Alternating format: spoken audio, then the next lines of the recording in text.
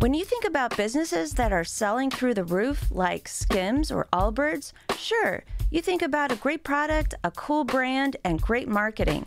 But an often overlooked secret is actually the businesses behind the business, making selling and for shoppers buying simple. For millions of businesses, that business is Shopify. It's home of ShopPay, the #1 checkout in the world. You can use it to boost conversions up to 50%, meaning way less carts going abandoned and way more sales going through to checkout. Upgrade your business and get the same checkout Allbirds uses. Sign up for your $1 per month trial period at shopify.com/income, all lowercase. Go to shopify.com/income to upgrade your selling today. Shopify.com/income. Welcome to Accelerate Your Business Growth, where we're exploring all sorts of business topics. Experts from around the world join me, your host, Diane Helbig, for a conversation where they share their expertise with all of you. Take what you need when you need it.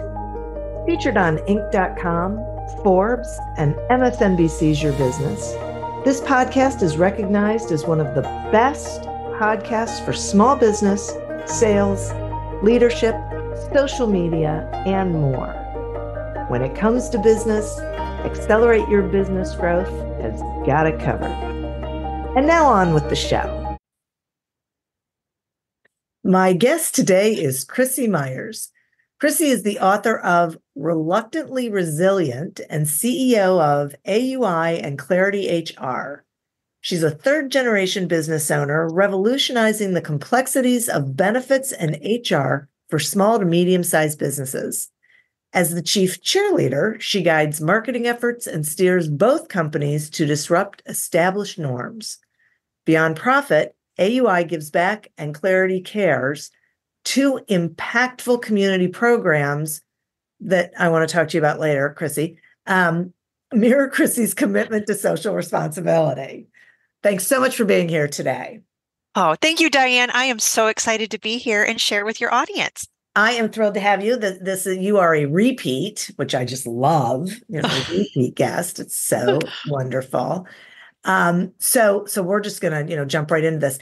Will you share with the listeners what the most significant change in HR has been this year for small employers, small business owners? Yeah. So some of the big things that are happening, we've had some changes around parental leave for women and men in the workplace, and diagnosing the ability for postpartum and maternity care. So there's some new rules and regulations around that depending on your company size.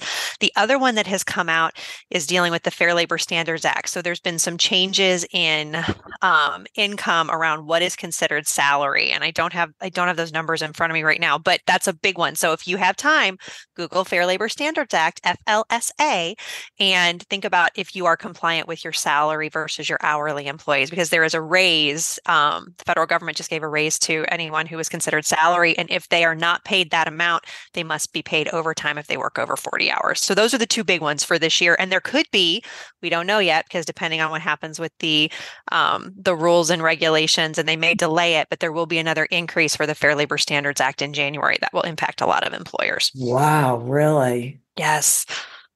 Ugh. Yes. Again, raising that salary threshold again. Yeah. And I want to say, I can't, off the top of my head, it might be around $52,000 for salary. So it might be a little bit more than that. It might be 56. So make sure that you check what that number is, and ensure that if you have anybody that is considered that you've got a salaried employee that makes below that if they're working over 40 hours, you need to pay them overtime. Wow. Okay, wait. But if you have a salaried employee who isn't working overtime, do they have to be at the 56,000 next year? No. Okay. No, it's just if they're overtime. working, yep, they'll have to be paid overtime. I see. Okay. Yep. So that will require a fair amount of individuals that might be on that bubble to clock in and clock out, which really means you have to hours track. It's not even about the paying the overtime part. It's really about you have to be able to track their hours, and you're going to need to be able to show proof of that should you have an audit. I see. Oy, oy, oy. How in the world do small business owners keep up with all this stuff? It can be a lot. And I think that's one of the reasons why at Clarity, our specialization is working with those small business owners so we can help them see around the corner so they don't have to. Yeah, right, right. All right. So, and given all of this, what would you say is the most important thing a new business owner can do for their business? Oh, well, there's so many, but I I would say know. the first one that I would say that's more practical is to understand that your business is your baby and not your employees. Because oftentimes, especially as a small business owner, if we start and we get to the point where we have employees when we're just starting out, we have we have an affinity for them. We really care about our employees and we should. But there are moments where you start making decisions around the business based on the individuals that you have in those seats. And really, your employees are your caretaker of your baby. They're the caretaker of your business. So when you're interviewing, when you're empowering, when you're dealing with performance issues, you always need to think about, the business is my primary. The Boy, employees are the people that support it. right. I love that. I love that. Because I find small business owners, they defer to the needs and wants of their employees, even when it's not what's best for the business. Yes. Ugh. Yes. And especially now, I mean, as the economy is tightening, as different things happen within our organizations, what I'm seeing now is delayed decision making. So oftentimes we're afraid to make a decision, whether it's a reduction of hours or changing of a different type of position, maybe moving someone from a sales position to a service position, those types of things where we get uncomfortable and we get in our way and we don't make the decision quick enough. And then it costs us dramatically as business owners. So being able to be nimble in our decision making, empowering our own feelings around making those decisions so that we're not afraid to make decisions around our people is really important right now. Boy, you are not kidding. And I think we need to remember that making those decisions is ultimately what's best for everybody. Yes. Mm-hmm. Yeah. Boy, it's crazy. So talk to me about needing an employee handbook. So, this ends up being this ridiculous thing. But if someone's really only hiring one person, give me the case for still needing an employee handbook. Okay. So my dad used to have a phrase, and until I sat in a leadership position, I would just roll my eyes. And his phrase was, "We're all friends until we're not." So, so Love that.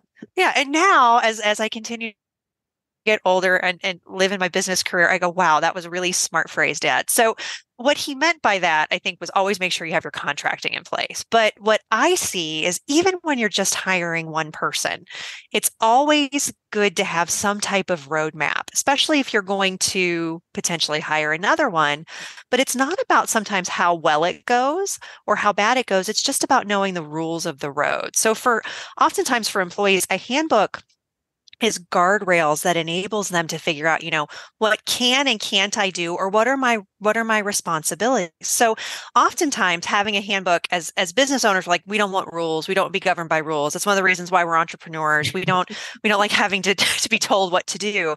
However, employing people, oftentimes they do like being told what to do and they like to Yeah. know where the guardrails are. So I look at working through the employee handbook. He says it has to be 500 pages and read like a whole bunch of legalese, but knowing, what does paid time off look like? What does sick time look like?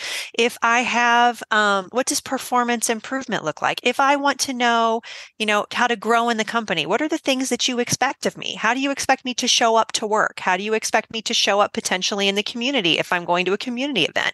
It's really important to kind of give those parameters to people because it's codified in a way that enables you to have conversations so that if an issue does arise, whether it's positive or negative, you have a tool to reference. And doesn't it take the emotion out of it, like the personal out of it? Oh, absolutely. Because oftentimes we'll get calls from our clients where they go, I have this issue with this employee and I'm trying to figure out what to do. And the first question, Diane, that we usually ask them is, what does your handbook say? because it Nice. answers the question for Yeah. you. It does. It takes the emotion out and it becomes something that you have to execute on. Yeah, right. Because I know that's what I find that, I mean, I love this. And I think the more you have things spelled out, the calmer I think employees are because they know what, as you said, what those guardrails are. But also then if something goes wrong for the leader, they can address it without being, having it feel like it's the person and not the situation. Like, they can make that Yes. difference, right? The Yes. And differentiation. especially as you're scaling, when you have individuals that come in as managers and they're leading between you and the other employees, having those parameters is really empowering to those managers to enable them to make decisions so that they're not always running to you. But then at the same time, there's no there isn't as much second guessing. And are they making the right decisions? Because you've already made the decision for them in a lot of ways because it's already spelled out in your handbook. Right. Exactly. All right. Now I'm curious about something. Um, what is the thing that makes you cringe in HR? Oh, there's a lot. Um, So here's my real question. yeah. Does it make you nuts with people who like have independent contractors, but they're treating them like employees? Oh, that's the biggest one. So thank you for hitting that nail on the You are head, so Diane. welcome. Oh, yes, it is. I don't have employees. I have contractors. But then I'm sitting at a lunch with them and they are texting their contractor asking them why they didn't show up for this period of time, where they're going to go next. They really do clock in. I expect them to show up at 8 and then I expect them to take a one. That's not a contractor. That's an employee. If you are dictating how they show up, what they do, when they do it, no, they don't have autonomy, then they're not contractors. So Yeah. yeah, that's the biggest headache. I would say part of what we say at Clarity is we want individuals that are clients that are coachable and open to change. So if a client comes to us or a prospect comes to us and we can realize that they're not coachable, that they don't want to take direction, because there are some times in HR where it is very black and white. OSHA is black and white. You are Yeah. either following the safety guidelines or you are not following the safety guidelines. There's not a lot of gray area in those spaces. And if you don't want to follow workplace safety, then we're going to have a problem. So, I mean, outside of contractors being treated like employees, my next one that makes me cringe is when people go, "We don't have a safety problem. We don't really worry about OSHA." That's the kiss of death to me. I'm like, oh no. Especially if they're in manufacturing. They're like, Right, OSHA's not a big right. deal. I'm like, no, OSHA's a huge deal. Oh, stop the madness. Yes.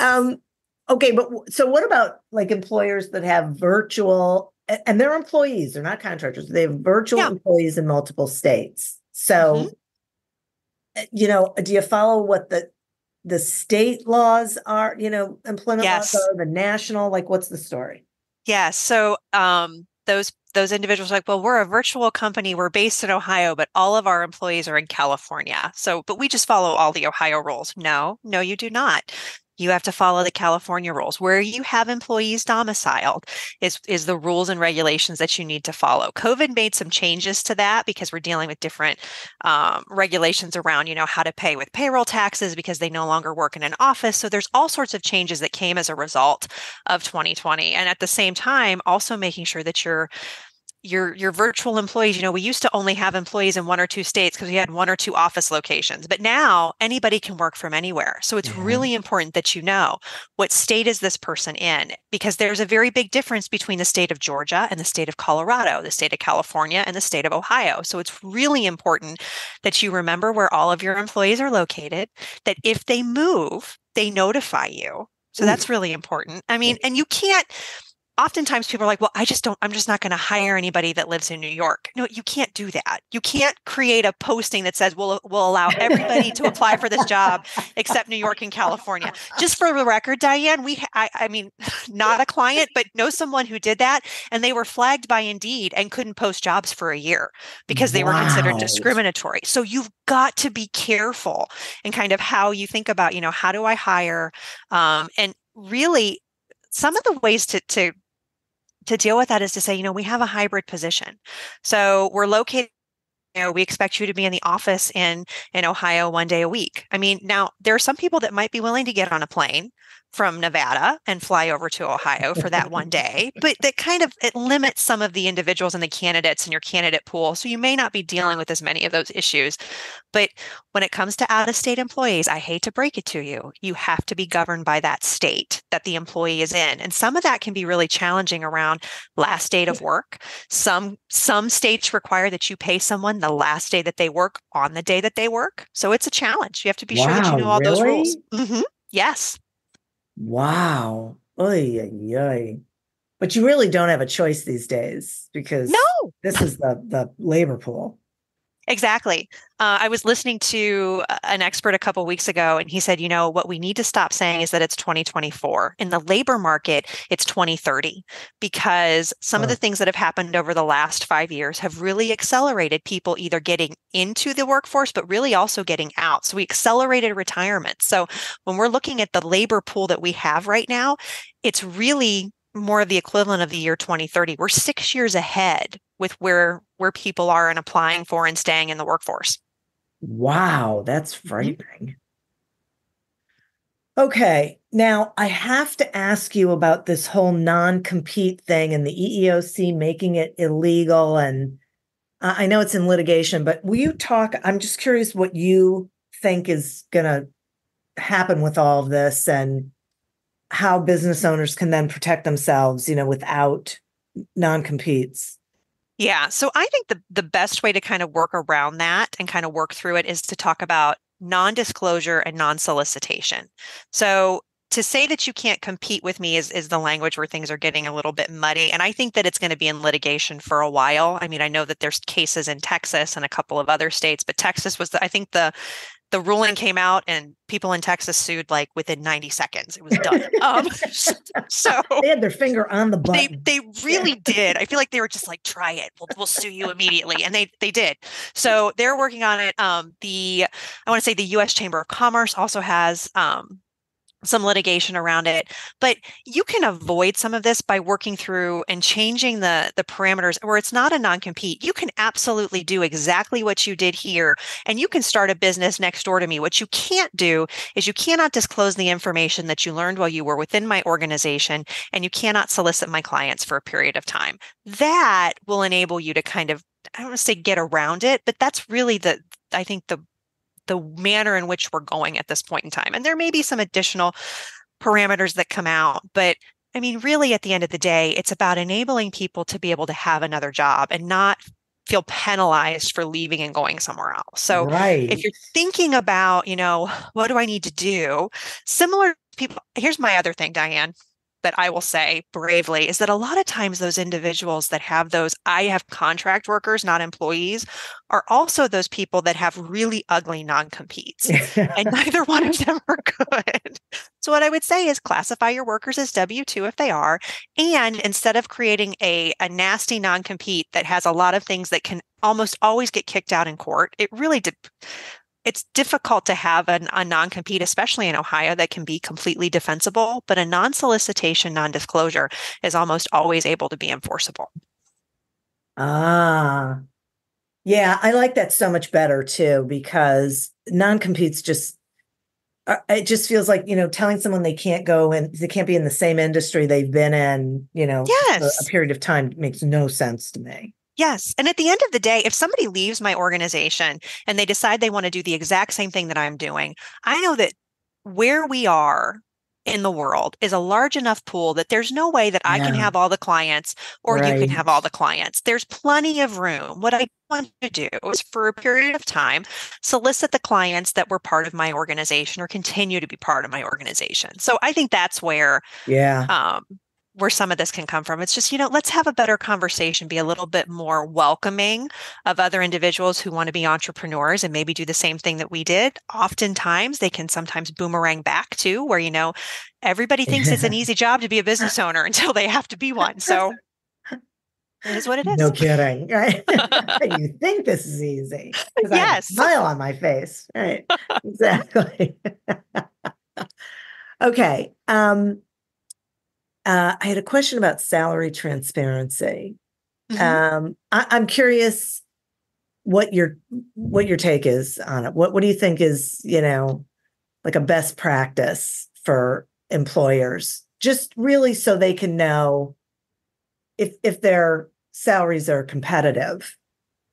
I think one of the best things that employers could do is, I would say, hire an HR consultant to do a salary survey. That would be the plug. But I would say it's really understanding the information around what region are you in and what is truly competitive. And there are a couple of different, you can always work with an HR consultant, but the other part is, salary.com has data. Oftentimes when an employee comes to negotiate or a prospect comes to negotiate, they will usually pull salary data from salary.com. Unless they're paying for that subscription, it's national. So they may be looking at data that's aggregated from New York, New Jersey, and Ohio. It's never going to be the right number. So really drilling into, what is a reasonable salary and range for different types of positions, especially regionally, is really important. And so if you're looking at attracting talent outside of your labor pool, which for us is Northeast Ohio, you may need to go up in salary. That said, if you're asking someone to relocate, based on cost of living, it may be a salary cut because, again, what you're doing in California or even in Minnesota is not commensurate with what you would be doing in Northeast Ohio. Our cost of living is significantly lower. Right. So, and as far as transparency, there are rules now in Columbus, Ohio, specifically when we're talking about Ohio that say you can't ask what somebody was making before. So it's not even something that we ask or we recommend that our employee or our clients ask anymore. We just say, post the salary range, and they know what the range is going in. And if you ask, are you comfortable with the range that we've offered, then that's enough to say that they're going to be willing. Now, my frustration is always when you make an offer, it's in range, and someone comes back and says, well, I want to make $10,000 more than the top of range, when you already said that you were willing to make what that range is. So that's always a challenge to kind of navigate. But if you ask the candidate coming in, and I would say multiple times, this is the range of salary of the position that you applied for. Are you comfortable with that range? Then you're probably in a good spot. Okay.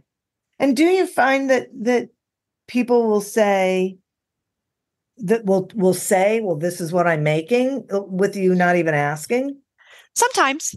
It really depends. I mean, we're dealing a lot of times, Diane, when we're interviewing people for our company, we're interviewing HR people. So they know what to ask, what can be asked, what can't be asked. For other types of workers, when we do some things on the recruiting side, there are some that will absolutely say, this is what I need to make. Oftentimes, depending on, as the wages get lower, you'll have individuals that'll just simply disclose. This is the range. Yes, I'm comfortable with the range. I have to make $42,000. And that's, I mean, can you use that information? Sure, because it's been given to you, but at the same time, you're not soliciting for it. So I'd say don't ask for it. But if somebody gives it to you, I mean, you can choose to hear or unhear it. Right. Okay. All right. Wow. It's so interesting. There's so much to it. It's really, I don't know. It makes your head hurt. Well, it makes my head hurt. I don't know if it makes yours hurt. Tell me about the book Reluctantly Resilient. Yes. So wrote a book, Reluctantly Resilient, and it's about, it's like a hug and a high five for small business owners. So sometimes we run into things not because we want to. We deal with challenges not because we want to, but because we have to. So I talk about a period in my life where I dealt with a professional and a personal hurricane at the same time. So our family business was dealing with the changes in the Affordable Care Act. Our company had to pivot immediately. Our revenue was cut in half overnight. We had to learn how to sell a new product that we didn't even know was going to be what it was going to look like when we were dealing with the new health insurance market with healthcare.gov. At the same time, while that's going on and we're figuring out how to pivot our business, I lost my husband to suicide. Oh my And gosh. so, yeah. So within 30 days of losing Michael and then the ACA going live on healthcare.gov, it kind of talks about, walking through that storm, but then also, moving through transition and family business. Anybody that tells you that family business transition is easy is lying to you. They're absolutely lying. Or I mean, maybe they're just the magical unicorn where nothing ever went wrong. I mean, so talk about transitioning a family business. I talk about, the things that you need to kind of become a resilient business owner. So building your interpersonal effectiveness skills, taking care of yourself, finding your voice, and then finding your what else for your business. And your what else is what drives you beyond people, beyond profit, beyond mission. It's that thing that, keeps you moving forward and wanting to continue to stay in business. Because if we all just wanted to just make money, we'd have jobs, Diane. We wouldn't do the other business things. Yeah. You're not kidding. Wow. That just sounds remarkable. Thank you for writing that. And thanks for being here and offering all this information. It's really incredibly valuable. So how can the listeners find you and how can they get your book? Yes. So a couple places where they can find me. ClarityHR.com is our fractional HR services company. AUIinfo.com is for employee benefits. And Reluctantly Resilient, the book.com. It's also available on Amazon. And for those who don't read, because when I wrote a business book, I was super excited. I thought all of my friends would read it. And they're like, we don't read books. We only listen to them. It's now on Audible. So if you don't want to read it, you want to listen to it. It's about 3.5 hours. If you listen to it on 1.5 speed, I sound like a chipmunk and it's about 2 hours. So get a good, efficient listen. I love that. Oh my gosh. I'm so glad I had you back. Thank you so much for doing this and spending this time with us. Thank you, Diane. It's been wonderful. Absolutely. And listeners, thank you. You are who we're doing this for. Thank you for tuning in to this episode of Accelerate Your Business Growth, a production of Evergreen Podcasts. Discover more episodes of this podcast and explore others at evergreenpodcast.com. As always, continue to prosper and be curious. And if you're looking to get your sales strategy headed in the right direction, pick up a copy of Succeed Without Selling on Amazon or wherever books are sold. Until we meet again on another episode of Accelerate Your Business Growth, goodbye and good day. Do you love news about LinkedIn, Indeed, Google, and just about every other recruitment tech company out there? Hell yeah. I'm Chad. I'm Cheese. We're the Chad and Cheese Podcast. All the latest recruiting news and insights are on our show. Dripping in snark and attitude. Subscribe today wherever you listen to your podcasts. We out.